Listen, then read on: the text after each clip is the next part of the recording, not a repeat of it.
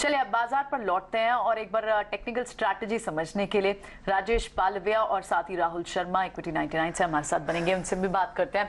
Good afternoon to both of you. Rajesh, ये तो WPI के बाद का सेंटिमेंट सुधरा और अब लेकिन एक चीज है, क्योंकि यूएस के CPI नंबर्स भी आज आने हैं, तो उससे पहले क्या ट्रेडर्स में कॉन्फिडेंस है? आपको कॉल साइड पे इतना एक्शन दिख रहा है कि लॉन्ग कैरी यहां से किए जा सके? Good afternoon Priyanka ji. Good afternoon. तो देखिए, हम पहले भी डिस्कस किए थे, हमने एक्सपेक्ट किया था कि सेकंड फेब सीरीज का सेकंड हाफ में एक ब्रेकआउट यहाँ पे बनने के चांसेस है और 18 के लेवल भी क्रॉस होते हुए दिखेंगे। आज के सेशन में काफी इंपॉर्टेंट डेवलपमेंट हुए। 17,850 को डिसाइसिवली ब्रेकआउट होने में कामयाब रहा निफ्टी। ऑल कॉल राइटर्स अपनी पोजीशन यहाँ पे अनवाइंड करते हुए दिख रहे हैं। 17,800, 17,850, इवन 17,900 पे भी हम देखें तो अनवाइंडिंग यहाँ पे आते हुए दिख रही है।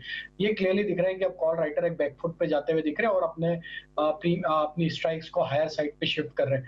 हमें लगता है अब ये 17,800, 850 के ऊपर अब मार्केट रहा तो यहाँ से 18,100 के टारगेट ये कंटिन्यूएशन में ही आते हुए दिखेंगे। और बैंक निफ्टी भी ये 8th अटेम्प्ट है जहाँ पे अब 41,700 के लेवल को पेनिट्रेट करने की कोशिश करता हुआ दिख रहा है। और हमें लगता है कि ये अटेम्प्ट में इस बार बैंक निफ्टी में भी ब्रेकआउट बनते हुए दिख सकता है और जहां पे फिर एक शॉर्ट कवरिंग इस बैंक निफ्टी के इस मूव को 42,000, 42,300 की तरफ भी लेके जा सकती है। तो हमें लगता है दोनों इंडेक्स पे अब जो प्राइस एक्शन बने हैं ये एक पॉजिटिव साइन है यहाँ से फर्दर रैली को एक्सटेंड होने के लिए। दोनों इंडेक्स पे व्यू अभी बुलिश है। दोनों इंडेक्स पे हम यहाँ पे लॉन्ग साइड के ही ट्रेड सजेस्ट करेंगे। स्टॉप लॉस होगा निफ्टी के लिए 17,800 का और बैंक निफ्टी के लिए स्टॉप लॉस होगा 41,450 का। बिल्कुल, तो चलिए इंडेक्स पर तो ये राय हुई। राहुल भी हमारे साथ है। Rahul, good afternoon. आप अपने ट्रेडिंग आइडिया से शुरुआत कीजिए, बताएं कौन से स्टॉक्स है इस वक्त आपके रेडार पर?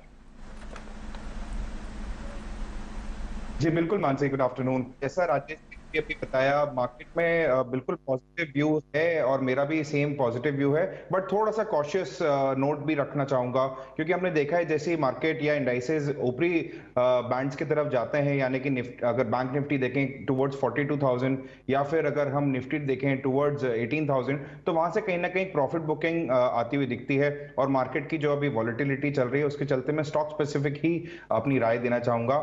सबसे पहला सिलेक्शन है CG पावर का, जो कि अभी 335 के आसपास ट्रेड कर रहा है। देखिए ये stock CG power continuous highs बना रहा है और एक डिसाइसिव मूव इसमें बना हुआ है। भले ही मार्केट में चाहे जितनी वॉलेटिलिटी हो, ये इसका चार्ट स्ट्रक्चर अभी भी बढ़िया पॉजिटिव जोन में कायम है। मेरा मानना है कि ये जो ट्रेंड लाइन ब्रेकआउट अभी हमें दिख रहा है on daily charts and weekly charts, इसमें बहुत अच्छा पोटेंशियल है to reach towards 350 plus levels. तो CG पावर में खरीदारी की राय रहेगी, जहां पे टारगेट आपको बनाने होंगे 350 के और जो स्टॉप लॉस यहां पे मेंटेन करके चलना होगा वो होगा 328 का CG पावर के अंदर। सेकंड सिलेक्शन है चंबल फर्टिलाइजर का। देखिए आज मैंने नोटिस किया कि जितने भी बड़े फर्टिलाइजर नाम हैं, आप NFL देख रहे हैं, RCF देख रहे हैं, वहां पे एक बढ़िया अच्छा मोमेंटम कंटिन्यूड है। चंबल फर्टिलाइजर भी एक अच्छा मोमेंटम।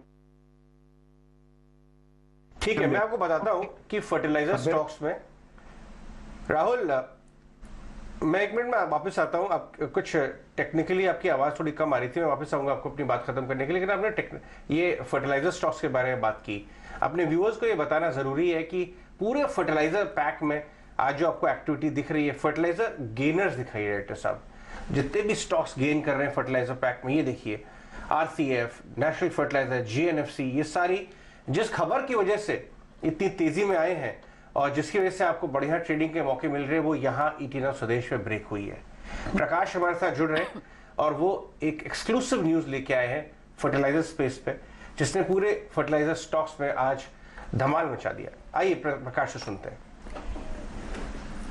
देखिए, सूत्रों के हवाले से जो जानकारी हमें मिल रही है उसके हिसाब से फर्टिलाइजर कंपनियों ने सरकार से इस बात के लिए संपर्क किया है कि NPK कैटेगरी के जो फर्टिलाइजर प्रोडक्ट्स हैं उनके ऊपर MRP में बढ़ोतरी की इजाज़त जो है वो दी जाए। सूत्र हमें बता रहे हैं कि फर्टिलाइजर सेक्टर की कंपनियां, खासकर PSUs ने फर्टिलाइजर मंत्रालय के अंदर एक प्रेजेंटेशन दिया है और इस बात की दलील दी है कि उनके इनपुट कॉस्ट में लगातार बढ़ोतरी हो रही है, लिहाजा उन्हें इस बात की इजाज़त दी जाए कि NPK कैटेगरी के फर्टिलाइजर प्रोडक्ट्स इंक्लूडिंग DAP, उनके ऊपर जो MRP है उसमें बढ़ोतरी की जाए। जैसा कि आपको पता है कि सरकार ने 2020 में एक पॉलिसी की घोषणा की थी जिसके हिसाब से एनपीके कैटेगरी के जो फर्टिलाइजर प्रोडक्ट्स थे उनके ऊपर जो एमआरपी है वो तय करने की इजाज़त कंपनियों को दे दी थी। मतलब उन्हें इस बात की स्वतंत्रता थी कि वो इंटरनेशनल प्राइसेस के हिसाब से एमआरपी निर्धारित करे। हालांकि सरकार जो सब्सिडी का क्वांटम है वो खुद निर्धारित करती है जो कि फिक्स्ड होती है और साल में 2 बार ये तय की जाती है। लेकिन कोविड के बाद और खासकर रशिया यूक्रेन वॉर की शुरुआत जब हुई तो इंटरनेशनल मार्केट में कीमतों में लगातार बढ़ोतरी देखने को मिली। उसके बाद फर्टिलाइजर मंत्रालय ने कंपनियों को इस बात के अनौपचारिक निर्देश दिए कि वो एमआरपी में फिलहाल बढ़ोतरी न करें। ओके, तो ये मामला है और इसकी वजह से फर्टिलाइजर स्टॉक्स में अच्छी खासी अप देख रही है। राहुल, आपका फर्टिलाइजर में कौन सा पिक है और अपनी बात फिनिश करिए। जी बिल्कुल अजय जी, फर्टिलाइजर स्पेस से चंबल फर्टिलाइजर बहुत पसंद आता है। मैंने नोटिस किया कि जितने भी एनएफएल देख लें, आरसीएफ देख लें, गुजरात फर्टिलाइजर देख लें, बहुत ही अच्छे मोमेंटम पे अभी सभी स्टॉक ट्रेड कर रहे हैं। मेरा मानना है चंबल फर्टिलाइजर भी एक अच्छा मूव दिखाने के लिए रेडी है।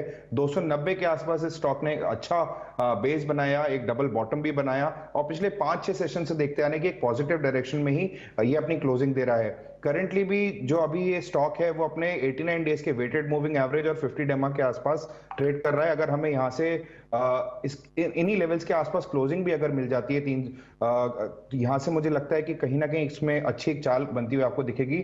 320 के लक्ष्य के लिए हमें यहाँ पे चंबल फर्टिलाइजर में खरीदारी की राय रहेगी। यहाँ पे स्टॉप लॉस मेंटेन करके चलना होगा 295 का। ये तो फर्टिलाइजर स्टॉक्स की बात हुई। आज बाजार का सेंटिमेंट डब्ल्यूपीआई की न्यूज से तो सुधराई और इंडेक्स को लिफ्ट किया रिलायंस ने। 2.5% की तेजी आपको इंडेक्स रिलायंस के स्टॉक पर आज दिन भर में दिखी, एक बड़ी मूव दिखी। और लेकिन अब फर्दर रिलायंस पर क्या व्यू बन रहा है? राजेश, एक बार आप रिलायंस के चार्ट चेक करके बताएं, क्या ये तेजी जो एक मोमेंटम है ये जारी रह सकता है या फिर एक बार के लिए प्रॉफिट बुक कर सकते हैं? तो कोइंसिडेंटली ये स्टॉक बाय रिकमेंडेशन में भी है मेरी और रिलायंस पे व्यू पॉजिटिव है। और जिस तरीके से आज रिलायंस ने एक अच्छा बाइंग इंटरेस्ट दिखाया, ऑलमोस्ट 4 से 5 दिन का एक रेंज का ब्रेकआउट यहाँ पे डेली चार्ट पे बनते हुए दिख रहा है। जिस तरीके से स्टॉक में आज मोमेंटम बने, हम यहाँ पे एक्सपेक्ट कर रहे हैं ये मोमेंटम फर्दर एक्सटेंड होते हुए दिख सकता है। 2440 तक के अपसाइड के टारगेट हम यहाँ पे एक्सपेक्ट कर रहे हैं ये पुल बैक में। स्टॉप लॉस रखेंगे करीब यहाँ पे 2340 के आसपास। तो रिलायंस पे बाय करने की सलाह है। का पहला रिकमेंडेशन भी हुआ, और भी स्टॉक्स बता दें आपके रडार पर जो है। दूसरा स्टॉक है एचडीएफसी लिमिटेड का। स्टॉक में काफी अच्छे बाइंग इंटरेस्ट यहाँ पे बने हुए। पिछले कुछ हफ्तों से देखे तो स्टॉक एक साइडवेज कंसोलिडेशन यहाँ पे डिस्प्ले करते हुए दिख रहा था। और अब जिस तरीके से डेली चार्ट पे यहाँ पे प्राइस एक्शन बने, हमें लगता है एचडीएफसी लिमिटेड यहाँ से एक अच्छा मोमेंटम कंटिन्यू करेगा। यहाँ पे एक अच्छी स्ट्रेंथ बनी हुई है near term short term setup पे। 2765 2780 तक के अपसाइड के टारगेट हम एक्सपेक्ट कर रहे हैं। स्टॉप लॉस होगा 2675 का। और तीसरा स्टॉक होगा जो कि एक क्लियरली विनर है लार्ज कैप स्पेस में, आईटीसी। जिस तरीके से स्टॉक अपनी ऑल टाइम हाई ट्रेजेक्टरी को एंजॉय करते हुए दिख रहा है, हमें लगता है आईटीसी में जो मोमेंटम आज बना है ये यहाँ से स्टॉक को 405 410 की तरफ लेके जा सकता है। तो आईटीसी पे बाय करने की सलाह। स्टॉप लॉस रखेंगे करीब 377 के आसपास। 3 शेयर्स इस वक्त राजेश अजय की तरफ से और आईटीसी पर भी खरीदारी की कॉल। और वहीं रिलायंस में जो तेजी और ज्यादा बिल्टअप होती हुई नजर आ सकती है। लेकिन आइए आगे बढ़ते हैं और नतीजों पर विस्तार से बातचीत करने के लिए ग्लोबल हेल्थ के एमडी डॉक्टर नरेश त्रिहान हमारे साथ जुड़े और साथ ही ग्रुप सीईओ पंकज साहनी भी हमारे साथ जुड़े। बातचीत में उन्होंने अपने कारोबार को लेकर काफी ज्यादा इंसाइटफुल इन्फॉर्मेशन हमारे साथ शेयर की और साथ ही नतीजों पर उन्होंने खासतौर से कहा कि Q4 में आई ग्रोथ की रफ्तार जो है वो जारी रहेगी। तो फॉरवर्ड लुकिंग गाइडेंस भी काफी पॉजिटिव है। आइए एक बार क्विकली आपको सुनाते हैं मैनेजमेंट ने क्या कहा। कि जैसे हमारा एक लक्ष्य है कि जहां भी हम अपनी फैसिलिटी एस्टैब्लिश कर रहे हैं वो हाईएस्ट एंड पे होगी, जिससे मतलब कि जितनी मोस्ट कॉम्प्लिकेटेड और जो कटिंग एज ट्रीटमेंट्स हैं वहां उपलब्ध हो। तो इसीलिए अब हमारा यही है विचार है कि जैसे हमने ये प्रोग्रेशन करी है, जैसे ऑलरेडी 5 हॉस्पिटल्स हैं, 6ठा नोएडा में आ रहा है और 7वां इंदौर में प्लान ऑलरेडी है और भी कई चीजों के ऊपर अभी ये पूरा विचार चल रहा है। तो इसीलिए ये ग्रोथ जो है आपने देखी और जो एक्सपेक्टेड है, जिस तरीके से ये मोमेंटम हुआ है, हमारे को ये उम्मीद है कि क्योंकि लोग जो पेशेंट्स जिनको अनफॉर्चुनेटली कोई बीमारी होती है, जब वो हमारे पास आते हैं तो उनका एक ही विचार होता है कि जो बेस्ट मेडिसिन हमें मिले और बहुत टेंडर केयर, मतलब कि पूरी हिफाजत से उनका इलाज किया जाए, उनकी फैमिली को भी कंफर्टेबल किया जाए, और ऑल्सो जो कॉस्टिंग है वो भी कोई जितनी अफोर्डेबल हो सकती है इतनी हाई एंड मेडिसिन के लिए वो हो। So, इन लक्ष्य को लेके जब आप आगे चलते हैं तो ये फैसिलिटी आफ्टर फैसिलिटी, जैसे गुड़गांव फर्स्ट थी, उसके बाद अभी जो नई हमने बनाई वो लखनऊ है, पटना है, नोएडा आ रहा है, रांची, इंदौर भी है। तो हर जगह यही हुआ है कि जहां हमने हाई एंड सारी सर्विसेज प्रोवाइड करी हैं, लोगों ने बहुत ही तादाद में इन सर्विसेज को एक्सेप्ट किया और एक्सेस किया है। जी, सबसे पहले तो मैं ये बताना चाहूंगा कि मैदानता में जहां तक हमारी अंदर की बात है, जाके इंटरनल मैट्रिक्स जैसे आपने बोला, वो हम हमेशा ये ध्यान रखते हैं कि जो मरीज हमारे यहाँ आ रहे हैं उनका इलाज सही तरीके से हो। जो हमारे डॉक्टर्स हैं, हम ये ध्यान रखते हैं कि सबसे पहले तो हम अपने डॉक्टर्स, हम अपने मेडिकल स्टाफ को सही तरीके के इक्विपमेंट, इंस्ट्रूमेंटेशन, इंफ्रास्ट्रक्चर दे पाए ताकि वो सबसे उच्च तरीके के इलाज कर पाए हमारे जो मरीज आ रहे हैं उनके लिए। तो हम ये सोचते हैं कि अगर मेडिसिन ठीक क्वालिटी की हो तो फाइनेंशियल मैट्रिक्स भी ठीक ही आएंगे। तो हमारा ये लक्ष्य होता है कि सबसे पहले तो सबसे उच्चतम तरीके का इलाज किया जाए। उसके बाद जब आप देखें तो जो हमारे जो आरपॉप मैट्रिक्स है या जो हमारे जो इन पेशेंट ऑक्यूपेंसी मैट्रिक्स हैं, आप देखेंगे कि करीब 30% हमारी इन पेशेंट एडमिशंस बढ़े हैं 9 महीनों में। और अगर आप हमारी आरपॉप की बात करें तो आप देखेंगे कि 8 से 10% की इंक्रीज हुई है पिछले 9 महीने में। और इसके 2-3 कारण है। सबसे पहले तो ये कारण है कि हम देखेंगे कि जिसे हम कहते हैं कि सेल्स मिक्स, जहां से हमारे पेशेंट। तो ये थे ग्लोबल हेल्थ केयर के मैनेजमेंट जो कि नतीजों के ठीक बाद अपने बिजनेस प्लान्स को लेकर विस्तार से अपना एनालिसिस हमारे साथ शेयर कर रहे थे। नए हॉस्पिटल्स खोलने को लेकर भी उन्होंने बड़े प्लान्स थे जो कि हमारे साथ साझा किए। राहुल, एक बार हेल्थ केयर डायग्नोस्टिक स्पेस को भी आप पिक कीजिए और बताएं, क्योंकि हेल्थ केयर डायग्नोस्टिक में हम देखते हैं एज डिफेंसिव, जहां बाजार में थकान कहीं भी महसूस हो या फिर कमजोरी हावी हो, डिफेंसिव चल पड़ते हैं, उसमें फार्मा, हेल्थ केयर और डायग्नोस्टिक रहते हैं। आपकी राय इन स्पेसेस पर, कोई पर्टिकुलर स्टॉक अगर यहाँ पर आप चुनना चाहें? देखिए मानसी, मेरा मानना है कि वैसे तो काफी सारे स्टॉक्स इनमें से ऐसे हैं फार्मा स्पेस में, डायग्नोस्टिक्स टू बी स्पेसिफिक, जहां पे काफी ज्यादा इरोजन हमने देखा है पैसे का होते हुए। बट लाल पैथ लैब को अगर आप अभी नोटिस करेंगे तो पिछले 4-5 सेशन से कहीं ना कहीं एक बेस बनाने की कोशिश कर रहा है, और बेस जो है करीबन 1900 के आसपास इसने बनाया है। और पिछले 4-5 सेशन से देखने को मिल रहा है कि एक हायर टॉप का फॉर्मेशन यहाँ पे देखने को यहाँ मिल रहा है डेली चार्ट्स पे। मेरा मानना है कि कहीं ना कहीं ये कर रहा है, और अगर यहां से रिवर्सल बनता है तो मेरा मानना है कि आपको लाल पैथ लैब कहीं ना कहीं 2100 के लेवल्स तक जाता हुआ दिख सकता है। ऑन द डाउनसाइड रिस्क काफी कम है।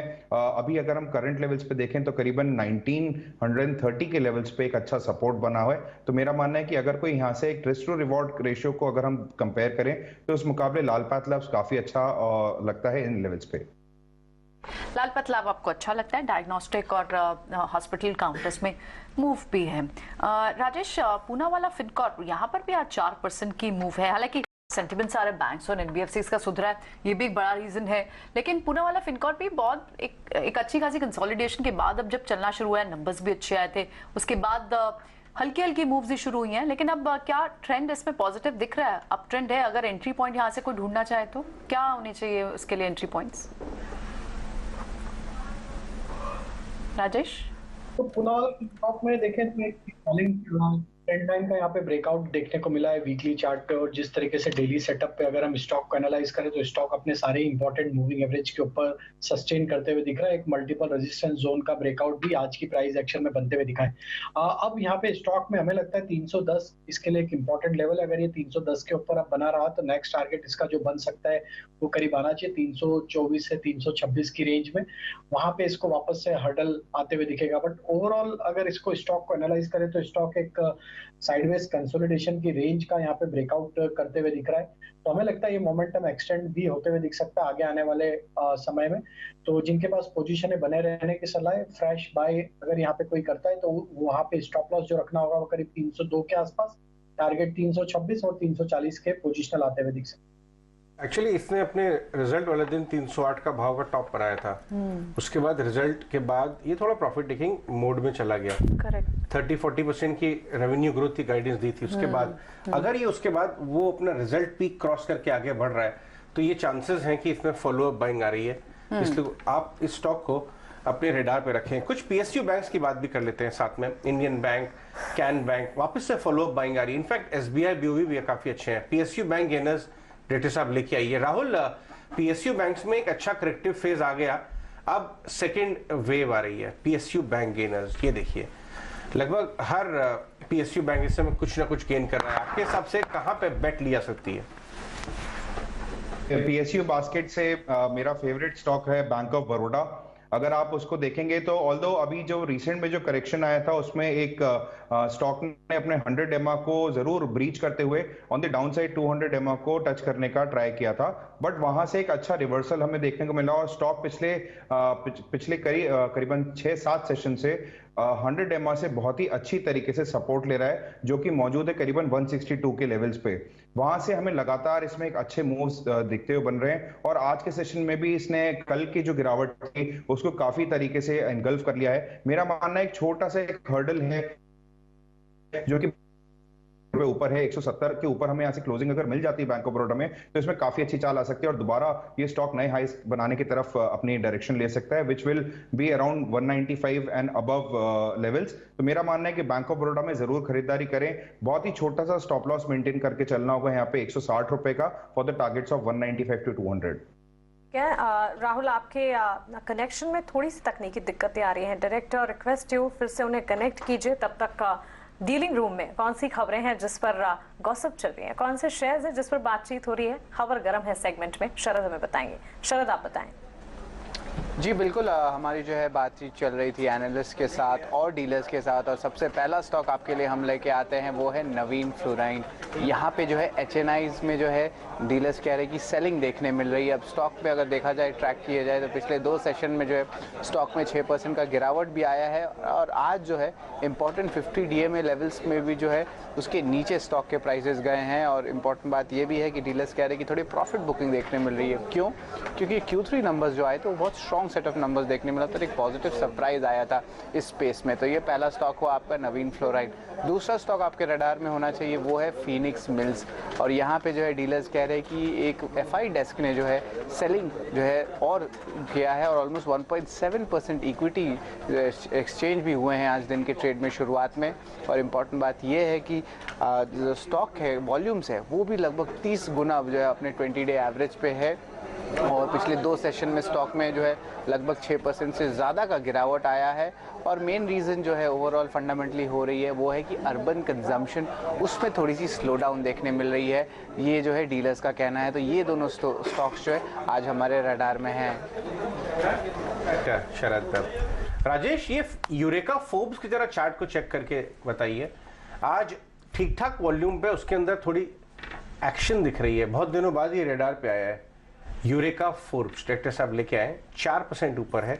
यूरेका, EUREKA, यूरेका फोर्ब्स 4% ऊपर है करीब करीब। इसके अंदर पोटा जी जुबिलेंट फूड वाले गए थे। इसके चार्ट को देखिए, बताइए क्या लेवल आ सकता है। ये थोड़ा इन्वेस्टर ओरिएंटेड स्टॉक है, इसमें शायद ट्रेड नहीं होता बहुत ज़्यादा, लेकिन जिसमें बेट ली जा रही है 6 महीने, 8 महीने, साल, 2 साल में जो पोटा साहब है वो क्या बना सकते हैं इस कंपनी को, इसको लेके जरा थोड़ा लंबा ग्राफ दिखाइए डायरेक्टर साहब। Rajesh, eureka Forbes. तो अजय जी देखें तो स्टॉक में एक डायरेक्शन के बाद स्टॉक एक लोअर बैंड पे कंसोलिडेट होते हुए दिख रहा है। जिस तरीके के यहाँ पे अभी चार्ट स्ट्रक्चर बने हुए, हमें लगता है यहाँ पे जो इसके लिए इंपॉर्टेंट रेजिस्टेंस एरिया होगा वो करीब होगा 505-510 की तरफ। ये लेवल को अगर ये क्रॉस करता है तो हमें लगता है फिर ये स्टॉक में नेक्स्ट टारगेट जो बन सकता है शॉर्ट टर्म में वो करीब 530 की तरफ आते हुए दिख सकता है। तो स्टॉक में जरूर एक प्राइस एक्शन यहाँ पे देखने को मिला है। लोअर साइड से एक अच्छी रिकवरी का ट्रेड आते हुए दिखा है। हमें लगता है जिन्होंने लोअर साइड पे बाय किया या फ्रेश यहाँ पे बाय भी करना है तो 468 ये इंपॉर्टेंट लेवल रहेगा। ये लेवल को एज ए स्टॉप लॉस रखें और पोजीशन को होल्ड रखें। हमें लगता है जिस तरीके का रिकवरी का ट्रेंड बन रहा है ये स्टॉक 525-530 की तरफ बढ़ते हुए दिख सकता है, तो वहां तक के टारगेट के लिए पोजीशन होल्ड रखी जा सकती है। ओके, तो चलिए यूरेका फोर्ब्स अगर पोजीशन है उसे इंटैक्ट रखा जा सकता है। टारगेट स्टॉप लॉसेस भी राजेश जी ने हमें सुझाव दिए हैं। वैसे तो आईटी सेक्टर में राहुल हम देख रहे हैं अच्छा एक्शन नजर आ रहा है। इनफैक्ट राजेश आप ही बताएं, आईटी सेक्टर में अच्छे मूव है और इस वक्त अगर देखेंगे Nifty IT index he out perform कर रहा है। अब तक बात हम हैवी वेट्स और मिड कैप आईटी प्लेस की कर रहे थे, लेकिन एक स्टॉक है न्यूक्लियस सॉफ्टवेयर। कंपनी के नतीजे आए और क्या नतीजे आए आफ्टर द नंबर, स्टॉक में ऑलमोस्ट 20% के अप मूव्स राजेश जी नजर आ रहे हैं। कंपनी के रेवेन्यूज जो हैं 11 करोड़ से, इनफैक्ट मुनाफे का आंकड़ा 11 करोड़ से 40 करोड़ पर जाता दिखा और कंपनी की आय में 30% की बढ़ोतरी हुई है। क्या मिड कैप और हेवी वेट से अब स्मॉल कैप आईटी कंपनियों की तरफ भी रुख करना चाहिए? तो डेफिनेटली न्यूक्लियस सॉफ्टवेयर को अगर मैं एनालाइज करूं तो काफी बड़ा आज प्राइस एक्शन बना और जिस तरीके से स्टॉक ने आज रिएक्ट किया है, ऑलमोस्ट स्टॉक अपने 20% सर्किट लिमिट पे आज ट्रेड कर रहा है हायर साइड पे। स्टॉक में एक बड़े करेक्शन के बाद आज काफी स्ट्रॉन्ग बाइंग एक्शन देखने को मिला है।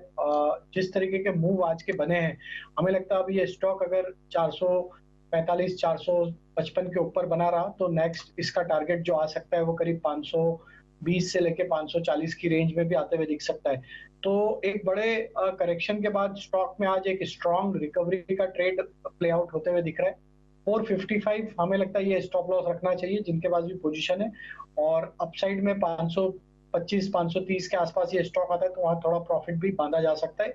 अगर हम आईटी इंडेक्स की भी बात करें तो आईटी इंडेक्स को देखें तो जिस तरीके से होल्ड आउट किए हुए सारे ही अपने इंपॉर्टेंट मूविंग एवरेज, हमें लगता है ये सेक्टर ग्रेजुअली स्लोली स्टडी यहाँ पे एक अप ट्रेंड को बना के रखेगा और यहाँ पे हमें लगता है कि एक स्ट्रेंथ बनते हुए दिख सकती है। निफ्टी आईटी की अगर हम बात करें तो इसका इमीडिएट हर्डल जो दिख रहा है वो करीब 30,750 30,800 के जोन में, अगर वो लेवल को सरपास करती तो निफ्टी आईटी में हमें लगता है 31,200 300 तक की अपसाइड कंटिन्यू होते हुए दिखेगी। और हम देखें तो काफी large cap mid cap stocks में बाइंग इंटरेस्ट बना हुआ है पिछले कुछ दिनों से, और छोटे मोटे गिरावट में वापस यहाँ पे एक सपोर्ट बाइंग एक्शन सारे स्टॉक्स में आते हुए दिख रही है।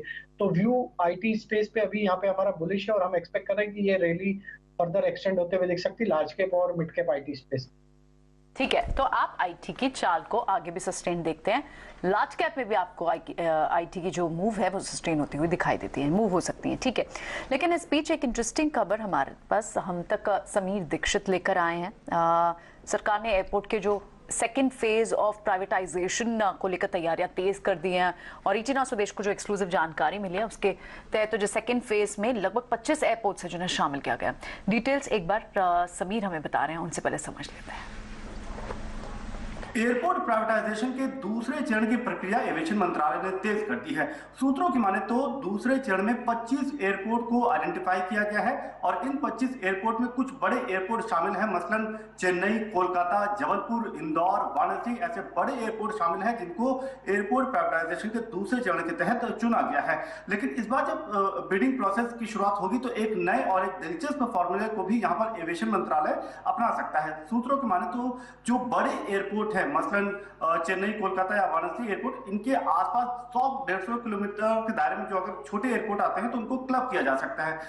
मसलन जो वाराणसी एयरपोर्ट है उसके साथ अगर कुशीनगर एयरपोर्ट को क्लब करने की योजना है। इसी तरीके से चेन्नई एयरपोर्ट के आसपास अगर 100-150 किलोमीटर के दायरे में कोई छोटा एयरपोर्ट है तो उसको भी क्लब करके ऐसे बिडिंग की जा सकती है। तो एक नए फॉर्मूले को यहाँ पर एविएशन मंत्रालय अपना सकता है। फिलहाल जो बिडिंग की टर्म्स एंड कंडीशंस है उसको फाइनलाइज किया जा रहा है, इस प्रोसेस को तेज कर दिया गया है। लेकिन सूत्रों की माने तो इस पूरी प्रक्रिया को संपन्न करके अगले 2 महीने के भीतर इस पूरी परियोजना को लेकर के कैबिनेट के पास सरकार जा सकती है आगे की मंजूरी के लिए। और इस बार सरकार को उम्मीद है कि एयरपोर्ट प्राइवेटाइजेशन के दूसरे चरण में सरकार को या यूं कहें एविएशन मंत्रालय को सीधे तौर पे 10,000 करोड़ रुपए से ज्यादा का अपफ्रंट पेमेंट मिल सकता है। एविएशन सेक्टर में निजी निवेश के लिहाज से ये एक बड़ी रकम रह सकती है। जो बिडिंग फॉर्मूला है वो पिछले बार यानी कि प्राइवेटाइजेशन का जो फर्स्ट फेज था उसी को अपनाया जा सकता है, यानी कि ठीक है। चलिए, कई सारी सिटीज के एयरपोर्ट्स की बात आपने की, एक लंबी लिस्ट बताई आपने, लगभग 25 एयरपोर्ट्स हैं जिनके प्राइवेटाइजेशन को लेकर बातें चल रही हैं। समीर, शुक्रिया, इंतजार रहेगा आपसे और अपडेट का इस पूरे मैटर पर।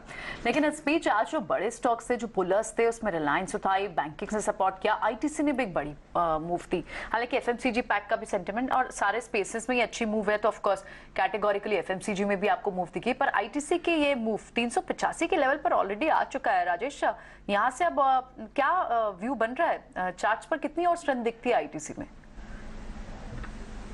तो प्रियंका जी, हमें ये स्टॉक काफी बुलिश लग रहा है, और जिस तरीके से स्टॉक में वापस से बाइंग इंटरेस्ट बना है, बजट के समय देखा था थोड़ा सा एक प्रॉफिट बुकिंग था, लेकिन उसके बाद वापस में स्टॉक में जिस तरीके से बाइंग इंटरेस्ट बना है, हमें लगता है ये स्टॉक का नेक्स्ट टारगेट 405 410 की तरफ बढ़ते हुए दिखेगा। और ये शो की शुरुआत में हमने इस पे बाय रिकमेंडेशन भी आपके माध्यम से शेयर किया है, तो हम एक्सपेक्ट कर रहे हैं 405 410 तक के टारगेट। स्टॉप लॉस यहाँ पे होगा करीब 377 के आसपास। ओके, तो चलिए आईटीसी और रिलायंस कह सकते हैं कि काफी ज्यादा कंट्रीब्यूट कर रहे हैं इस वक्त, और करीब हम देख रहे हैं 3% की तेजी आईटीसी में, और यहाँ से भी खरीदारी के मौके।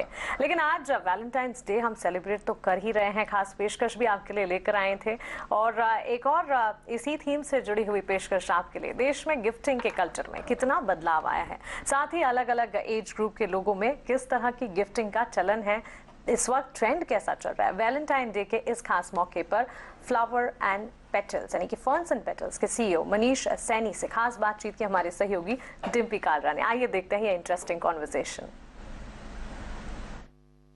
मैं आपको क्या बताऊं, आज मैं नंबर से बीच में निकल के फ्लावर्स के बीच में आ गया हूं, तो मेरे लिए तो बड़ा अच्छा ही एक्सपीरियंस हो रहा है। और यू कांट बिलीव, इतनी खुशबू है यहाँ पे रोजेस की, और मेरे को नहीं पता था कि रोजेस इतने तरह के होते हैं, और मेरे को आज पहली बार आके पता लगा कि गिफ्टिंग और रोजिंग अपने आप में इतना बड़ा कंसेप्ट है इस वैलेंटाइन को लेकर, जो बहुत इंपॉर्टेंट है। खैर, इसी चीज पे बातचीत करने के लिए, क्योंकि आज हम एक स्पेशल डे को भी सेलिब्रेट कर रहे हैं, वैलेंटाइन डेज को, मेरे साथ फर्न्स एंड पेटल के सीईओ मनीष सैनी जुड़ रहे हैं, जो कि देश की, न केवल देश की बल्कि विश्व की भी सबसे बड़ी कंपनीज में से एक है गिफ्टिंग की। मनीष, बहुत बहुत शुक्रिया, थैंक यू वेरी मच आज समय देने के लिए। Thank you so much Dimpy, thank you so much. तो ये जो इतने सारे फ्लावर्स हैं, इतने सारे रोजेस की जो अलग अलग किस्में हैं, मेरे को तो देख के आज पहली बार फील हुआ कि अच्छा इतने तरह के रोजेस भी होती हैं।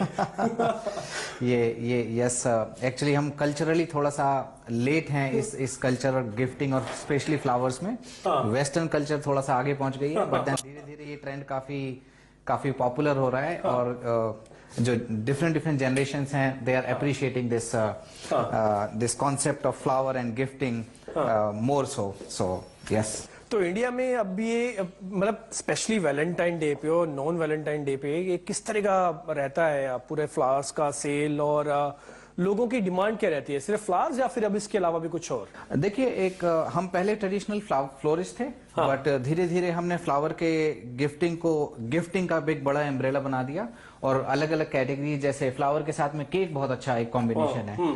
फ्लावर के साथ में अब जो बड़ा स्ट्रॉन्ग ट्रेंड निकल के आ रहा है वो है पर्सनलाइजेशन का। हर चीज किस तरीके से पर्सनलाइज बनाई जा सकती है, हर चीज उसमें स्पेशल कैसे बनाया जा सकता है किसी एक चीज को, तो ये एक बड़ा स्ट्रॉन्ग ट्रेंड हो रहा है। फिर उसके ऊपर में गिफ्टिंग तो एक देखिए बड़ा वाइड और बड़ा एक बड़ा पुराना कॉन्सेप्ट है। सो जैसे in fact one of the thing that we cherish is that gifting is older concept than the money itself. Money invent होने से, करेंसी इन्वेंट होने से पहले गिफ्टिंग इन्वेंट हो रखी थी, राइट? जब हम हंटर गैदरर्स थे, हम लोग स्किन, लेपर्ड स्किन वगैरह एक दूसरे को, दूसरी ट्राइब को गिफ्ट करते थे, right? That's how old gifting as a concept is in India. अच्छा मनीष, मेरे को एक चीज बहुत बड़ी इंटरेस्टिंग लगी है, ये फ्लावर्स के बीच में ये जो ग्रेन्स का है, ये है क्या चीज एक्चुअली? ये भी गिफ्ट होता है क्या? हाँ, ये क्या है कि अलग अलग तरीके के प्रॉप्स होते हैं, एक्सेसरीज होती हैं एक फ्लावर के बुके को सुंदर बनाने के लिए। तो ये फिलर्स होते हैं, तो कुछ एक चीजें इंपोर्टेड होती हैं और बड़ा इनोवेटिव चीज है। जैसे राजेश जी, आज जब निकलेंगे ना लोअर परेल से घर के लिए, तो ये इसलिए दिखाया गया है जैसे आप और हमारे जैसे जो लोग हैं वो कृपया करके रास्ते में एक सूटेबल जगह पे गाड़ी रोकें अपनी, और अपनी जेब खाली कर लें, नहीं तो घर में घुसने नहीं दिया जाएगा। राहुल तो घर के पास ही ऑफिस है, इनके पास समय और कम मिलेगा। ये जरूर कर लें, वैलेंटाइंस डे का मान रखें, और अपने अपने वैलेंटाइन पार्टनर, फ्रेंड जो भी हों, जिनके अपना पोर्टफोलियो देख के, वाइफ, लेकिन कुछ ना कुछ पोजीशन जरूर लेने, नहीं तो बाद में जो है प्रॉब्लम हो जाएगी। रोजेस की तैयारी कर लिया जैन, आज सुबह हमने पिज्जा का भी सेटअप तैयार कर दिया। अच्छा, आप अपनी बात कर रहे हैं? हमने तो डिनर ऑलरेडी घर में प्लान कर रखा है, बढ़िया सा डिनर मंगवाएंगे, ताकि जो है ये काम जरूर टिक बॉक्सेस पूरे होने चाहिए। देखिए लाइफ में, चलिए 3:15 बज चुके हैं, और अब हो गया है BTST कॉल्स का। और ये भी बता दीजिए कि सुबह जो बाजार की पोजीशन ली गई है उनको एक बार स्क्वायर कर दें कृपया करके। सुबह यूएस मार्केट के भरोसे ना लेके जाए, पता चला चौबे जी 26 जी बनने गए थे, दुबे जी बन के वापस आ गए। ये भी बता दीजिए। राहुल जी, आपसे शुरुआत करते हैं। डेफिनेटली जो पोजीशंस इंटरडे पोजीशंस हैं और जो शॉर्ट टर्म पोजीशन उनको थोड़ा सा संभल के आपको रखना होगा। और शुरुआती ओपनिंग स्टेटमेंट में मैंने बोला था कि थोड़ा सा कॉशियस स्टांस रखना जरूरी है यहाँ पे, और हमने वो देखा है ऑन दी अपसाइड जब भी मार्केट जा रहा है, इंडाइसेस जा रहे हैं, तो वहां से कहीं ना कहीं प्रॉफिट बुकिंग नहीं तो वॉलेटिलिटी बहुत ज्यादा इंपैक्ट कर रही है।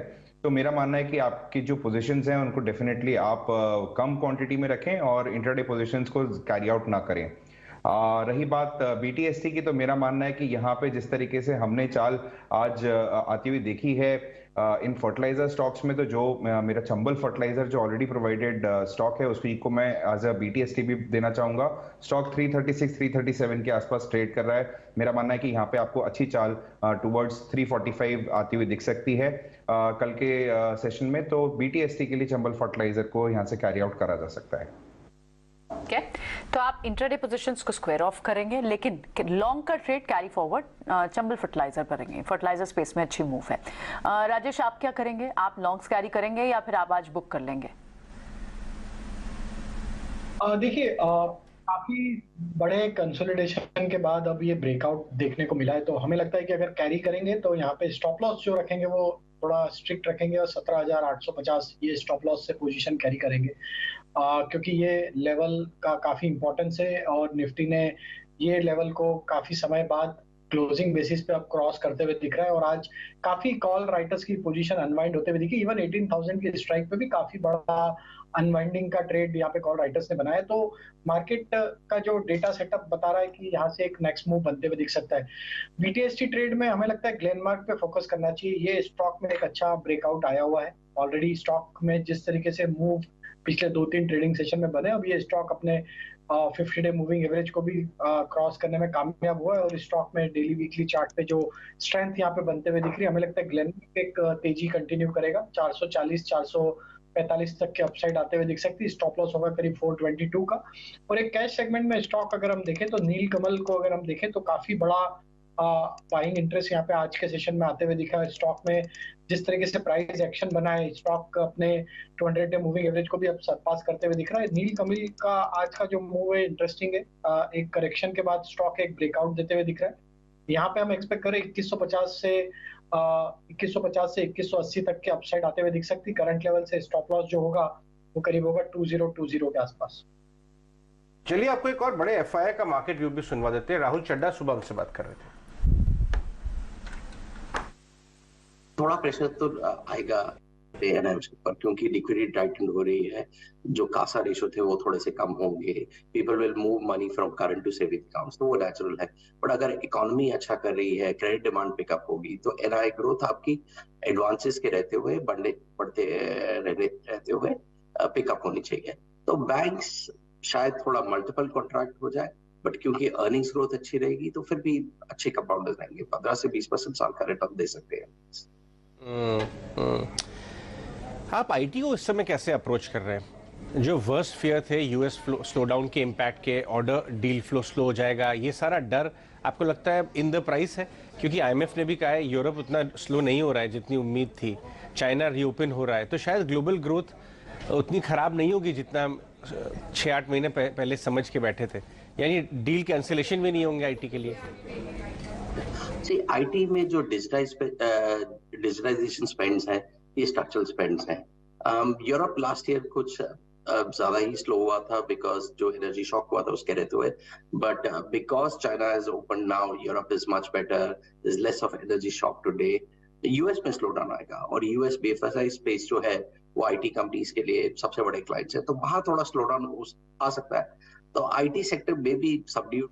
तो ये थे राहुल चड्ढा। बाजार पर IT सेक्टर में भी आगे स्लो डाउन एंटिसिपेटेड और ग्लोबल मार्केट से भी कंसर्न उन्हें नजर आ रहे हैं। लेकिन चलिए आगे बढ़ते हैं। और राहुल, आपसे एक सवाल, बजाज फाइनेंस या फिर बजाज ट्विंस पर ही अपनी राय दीजिए। क्या कोई ट्रेड यहाँ पर बनता है या फिर जिनकी एग्जिस्टिंग पोजीशन है, क्या कोई फेवरेबल आउटकम यहाँ पर? क्योंकि बैंक्स में हम देख रहे हैं अच्छी मजबूती और NBFCs में भी ये 2 स्टॉक्स में आज हरे निशान के साथ ट्रेड और पिछले 5 सेशन से धीरे धीरे मूवमेंट अपवर्ड्स जा रही है। बिल्कुल मानसी, देखिए जहां तक बात है बजाज फाइनेंस की, काफी अच्छे मूव यहाँ पे देखने को मिले हैं आज के सेशन में। कल की जो कैंडल बनी थी डेली चार्ट्स पे, उसको कंप्लीटली आज एनगल्फ कर लिया है आज के पूरे सेशन के दौरान। ऑल्दो इमीडिएट बेसिस पे 100 EMA प्लेस्ड है ऑन डेली चार्ट्स, जो कि करीबन बैठता है 6476 के लेवल पे, और ये लेवल्स के आसपास ही हमें आज यहाँ पे क्लोजिंग देखने को मिल रही है। तो मेरा मानना है कि कहीं ना कहीं इसमें एक अच्छी चाल आपको आने वाले सेशंस में देखने को मिलेगी, जो स्टॉक को करीबन 6600 के लेवल्स तक ले जा सकती है। तो मेरा मानना है बजाज फाइनेंस जिनके पास भी है वो डेफिनेटली यहाँ पे होल्ड करें, और जो फ्रेश बाइंग अगर करना चाह रहे हैं बजाज फाइनेंस के अंदर, तो करंट लेवल्स पे भी करा जा सकता है, क्योंकि इसने बहुत ही अच्छी तरीके से सपोर्ट लिया है नियर 6360 के लेवल्स पे। तो 6360 का स्टॉप लॉस रखते हुए आप इसमें बाइंग करें। टारगेट रहेंगे 6600 के बजाज फाइनेंस के अंदर। फाइनेंस ने अपने 64-6500 की मार्क को अचीव किया और उसके बाद थोड़ा सा ब्रीदर लिया, लेकिन अब फिर से चल रहा है, तो ऊपर के लेवल्स एक्सपेक्ट करने चाहिए यहाँ पर। लेकिन राजेश एक बार सीयूबी पर बताएं क्या करना चाहिए। 2-2.5% तो रिकवर कर लिया कल से इसने अपने फॉल को, आप इसमें ट्रेड लेंगे या फिर अभी आपको एक रिस्की बेट लगता है ये? तो प्रियंका जी, थोड़ा रिस्की तो है, स्टॉक के स्ट्रक्चर वीक हो चले हैं और जिस तरीके से ब्रेकडाउन हुआ है, हमें लगता है जब तक अभी ये स्टॉक 148-150 की रेंज को वापस ऊपर से क्रॉस नहीं करेगा, ऊपर में थोड़ा सप्लाई यहाँ पे बना रहेगा, और लोअर साइड पे जो इसके इमीडिएट और क्रूशियल या बोले क्रिटिकल सपोर्ट एरिया है वो 135 है। अगर 135 टूट जाएगा तो हमें लगता है फर्दर और सेलिंग भी आते हुए दिख सकती है। तो थोड़ा रिकवरी जरूर आया है इतने बड़े फॉल के बाद, लेकिन अभी भी ये सफिशिएंट नहीं है स्टॉक को यहाँ से एक बड़े अप मूव के लिए। 150 इसके लिए मेजर हर्डल है, उसको क्रॉस करने के बाद ही हम इसमें बाय करने का विचार रखेंगे। अभी आप इसे रिस्की बेट मानते हैं, ठीक है, लेकिन इस बीच कुछ दूसरे और काउंटर स्मॉल कैप में भी देख रहे हैं। फार्मा काउंटर में ग्लेनमार्क फार्मा में भी लगातार एक मूव बनी हुई है, औरो फार्मा ने अच्छी मूव दिखाई थी। तो स्पेसिफिक आपको फार्मा स्पेस पे तो बेट दिख रही है, लेकिन एट द सेम टाइम आपको हॉस्पिटल डायग्नोस्टिक काउंटर्स की मूव अच्छी दिख रही है। क्या इस स्पेस में कोई स्टॉक पसंद आ रहा है आपको प्लस करने के लिए? राहुल, आपने डॉक्टर लाल पे तो व्यू दिया था, हॉस्पिटल में मेट्रोपोलिस हो, अपोलो के आज नंबर्स आने हैं, कोई पसंद आ रहा है? जी देखिए, अगर मैं हॉस्पिटल्स पर्टिकुलरली बात करूं तो वहां पे तो सच नहीं, बट हाँ हमने देखा है कि पिछले सत्र में जिस तरीके से एक डाउनफॉल हमें को देखने को मिला था, उसमें से कुछ स्टॉक्स जरूर रिवाइव करें, और उसी के चलते मैंने लालपात लैब्स यहाँ पे रिकमेंड किया था। अगर उसके अलावा अगर हम देखें तो यहाँ पे सन फार्मा भी अच्छी तरीके से पोजीशनड है, क्योंकि इन लेवल्स पे सन फार्मा अब जब हम देख रहे हैं तो एक अच्छा सपोर्ट ले रहा है 1000 के लेवल्स पे, और यहाँ से मुझे लगता है कि कहीं ना कहीं अगर फार्मा स्पेस में अगर चाल आगे बढ़ी तो Sun Pharma would be a candidate जो आपको दोबारा से एक अच्छे मूव्स दिखा सकता है। करीबन 40-50 रुपए के मूव्स दिखाने के लिए पोटेंशियल रखता है। तो मेरा मानना है कि सन फार्मा में भी खरीदारी कर सकते हैं, क्योंकि उसमें डाउन साइड बहुत कम लग रहा है। तो 1000 रुपीज के आसपास या 1000 रुपीज के नीचे आप अपना स्टॉप लॉस प्लेस कर सकते हैं for the target levels of 1015 Sun Pharma. India दमदार नतीजों के ठीक बाद वन साइड अप मूव 2 दिनों से राजेश जी हम देख रहे हैं। इनफैक्ट 2 ट्रेडिंग सेशन में अगर देखें, highest ever quarterly profits company ने अपने नतीजों में पोस्ट किया और करीब 15% की तेजी सिर्फ और सिर्फ कल से लेकर आज तक नजर आ चुकी है। आज भी ऑयल इंडिया के स्टॉक में ऑलमोस्ट 7% के अप मूव हम देख रहे हैं, और ऑयल इंडिया के साथ साथ ओएनजीसी पर भी एक बार अपना आउटलुक आप शेयर कीजिए। तो मानसी जी, काफी स्ट्रॉन्ग प्राइस एक्शन देखने को मिला है ऑयल इंडिया में। तो और ऑयल इंडिया में जिस तरीके के सेटअप बने हैं, स्टॉक ने एक अच्छे रेजिस्टेंस एरिया को यहाँ पे क्रॉस किया है। वीकली सेटअप पे भी देखे तो स्टॉक अब अपने ऑलमोस्ट एक मल्टीपल रेजिस्टेंस जोन को पेनिट्रेट करते हुए दिख रहा है। हमें लगता है अभी यहाँ पे 252-250 के ऊपर ये स्टॉक अगर बना रहा तो नेक्स्ट इसका टारगेट जो बन सकता है वो करीब 280 की तरफ भी आते हुए दिख सकता है। तो ऑयल इंडिया पे व्यू बुलिश है। 250 के आसपास का स्टॉप लॉस रखे, पोजिशन को लॉन्ग साइड के लिए होल्ड किया जा सकता है। ओएनजीसी में भी देखें तो लास्ट वीक में एक अच्छी रिकवरी देखने को मिली थी। करंट वीक में भी फॉलो बाइंग एक्शन कंटिन्यू होते हुए दिख रही। स्टॉक में जो मूव बने हैं ये अब स्टॉक को 20 डे 50 डे मूविंग एवरेज के ऊपर सस्टेन करते हुए दिख रहे हैं। हमें लगता है ओएनजीसी में जो मोमेंटम बना है तेजी का, ये एक्सटेंड होते हुए दिख सकता है। 155-158 तक की अपसाइड आते हुए दिख सकती है। करंट लेवल से अगर ये स्टॉक अब 144 के ऊपर बना रहा तो तेजी का ट्रेड कंटिन्यू किया जा 55 के टारगेट के लिए। लेबोरेटरी, डायग्नोस्टिक और फार्मा प्ले पर राहुल से उनका नजरिया हमने जाना, स्टॉक भी जानी। फिर से एक बार at the cost of repeating myself, Neuland laboratories पर भी एक बार आपकी राय हम जानना चाहेंगे। 15% अप मूव, काफी अच्छी मजबूती स्टॉक में, और अर्निंग्स कॉल आज करीब 4:30 बजे होने भी वाली है। उससे ठीक पहले हम देख रहे हैं काफी अच्छा एक्शन न्यूलैंड लेबोरेटरीज पर। आपकी राय, लेबोरेटरी डायग्नोस्टिक में अगर कुछ और आय कर रहे हैं वो भी बताएं।